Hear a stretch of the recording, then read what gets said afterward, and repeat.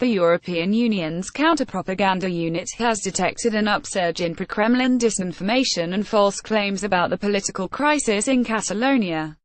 In the run-up to and aftermath of the bitterly contested Catalan independence referendum, EU officials have seen an increase in false information published in Russian and Spanish. World powers prepare for war in Europe, proclaimed the headline of the Russian-language site Politexpert on the day of the Catalan parliament's declaration of independence. A Moldovan politician, Bogdan Urdia, claimed in a Facebook post EU officials supported the violence in Catalonia. Timeline: the 28th of June 2010, Spain's constitutional court strikes down parts of a 2006 charter on Catalan autonomy that had originally increased the region's fiscal and judicial powers and described it as a nation. The court rules that using the word nation has no legal value and also rejects the preferential use of Catalan over Spanish in municipal services. Almost 2 weeks later, hundreds of thousands protest on the streets of Barcelona, chanting "We are a nation, we decide." The 11th of September 2012, at the height of Spain's economic crisis, more than 1 million people protest in Barcelona on Catalonia's National Day, demanding independence in what will become a peaceful, annual show of strength. The 9th of November 2014, the pro-independence government of Artur Mas defies the Madrid government and Spain's constitutional court by holding a symbolic vote on independence. Turnout is just 37%, but more than 80% of those who voted, 1.8 million people, vote in favor of Catalan sovereignty. The 9th of June 2017, Carles Puigdemont, who has replaced Mas as regional president, announces an independence referendum will be held on the 1st of October. Spain's central government says it will block the referendum using all the legal and political means at its disposal. The 6th of September 2017, the Catalan parliament approves referendum legislation after a heated, 11-hour session that sees 52 opposition MPs walk out of the chamber in Barcelona in protest at the move. Spain's constitutional court suspends the legislation the following day, but the Catalan government vows to press ahead with the vote. The 20th of September 2017, police arrest 14 Catalan government officials suspected of organizing the referendum and announce they have seized nearly 10 million ballots destined for the vote. Some 40,000 people protest against the police crackdown in Barcelona, and Puigdemont accuses the Spanish government of effectively suspending regional autonomy and declaring a de facto state of emergency. The 1st of October 2017, close to 900 people are injured as police attempt to stop the referendum from taking place.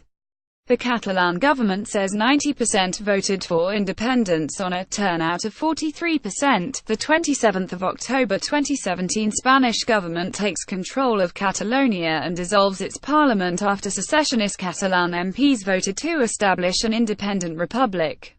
Spanish Prime Minister Mariano Rajoy fires regional president Carles Puigdemont and orders regional elections to be held on the 21st of December. Thank you for your feedback. An article for the Kremlin-backed news agency Sputnik about a minor secessionist appeal on the Balearic Islands was given the headline "Independence Movement's a Contagious Time Bomb in a State That Does Not Listen." Officials working at the East Stratcom task force in Brussels say they have seen an increase in disinformation linked to the Catalan referendum, in line with the explosion of media interest in the story. The unit started work in September 2015 as a part of an attempt to debunk fake news and improve understanding of EU policies in Eastern Europe. The findings emerged after Spain's Foreign Minister, Alfonso Dastis, said intelligence suggested Russians were targeting the European Union. Spain raised the issue on Monday at a meeting of EU foreign and defense ministers in Brussels. Defense Minister Dolores de Cospedal said it was clear that a lot the messaging on social media around the Catalan crisis came from Russian territory, though a definitive link to the government had not been proved. It is important that we know that there are certain entities, which may be public or private, that try to interfere in national politics, that try to affect and create unstable situations in Europe, de Cospedal said at a meeting of EU foreign and defense ministers on Monday. We have the obligation to declare openly that public opinion knows about it and to fight against it. Last week, the commander of NATO forces in Europe, US Gen. Curtis Scaparotti, called on Russia to stop meddling in European elections. Ben Nimmo, an expert in disinformation at the Atlantic Council, told The Guardian that the Russian propaganda machine's approach to the Catalan question varied, with the Kremlin-backed news agency Sputnik taking a far more outspoken editorial line than the TV station RT. Sputnik put an astonishing emphasis on the tweets of the WikiLeaks founder Julian Assange in its reporting before the independence vote, he said. During a 3-week period in September, the analyst found that Sputnik based 11 stories on Catalonia on tweets by Assange, compared with 10 based on comments by Catalonia's president, Carles Puigdemont, and 5 on the Spanish Prime Minister, Mariano Rajoy. Until September this year, Assange had never tweeted on Catalonia. The decision to give him that prominence can't be justified on his expertise, so the only logical reason for them to give him such prominence is because he was criticizing Spain, Nimmo said. RT was a lot more balanced than Sputnik on Catalonia, Nimmo said, which suggested there had been no central direction on how to treat the story. Russia divides the world into friendly and unfriendly countries, and Spain tends to be seen as one of the friendlier ones, he said, contrasting the Spanish government's approach with that of London, which has taken a tougher line. The Russian government does not have the same strategic interest in destabilizing Spain as it does with the UK. EU experts who monitor Russia's domestic media have noted the comparisons that state TV draws between Catalonia and Crimea, annexed by Vladimir Putin in 2014. Is Spain repeating Ukraine's mistakes? Asked a guest on Russia 1. Russian commentators have also described the wealthy Catalan region as Europe's Donbass, arguing that for the first time since 1945 a real civil war and real violence could break out.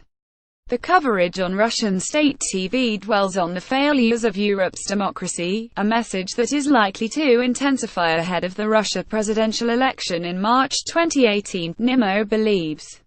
The one thing that Putin wants to avoid is a repeat of the street protests in 2012, so they are pushing out this argument now that there is no such thing as real democracy.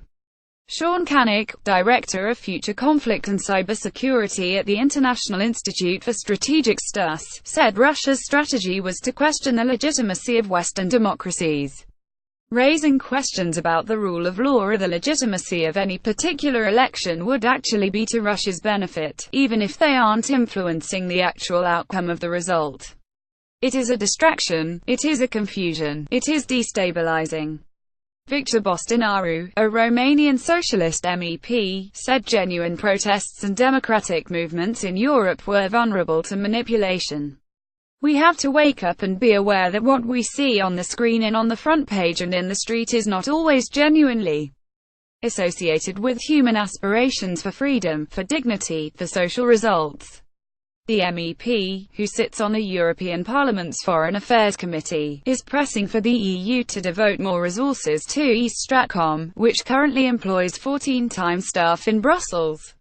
In 2016, EU member states, which control the purse strings and set the direction of EU foreign policy, rejected a proposal by MEPs to give the unit a larger budget. Additional reporting by Sam Jones in Madrid.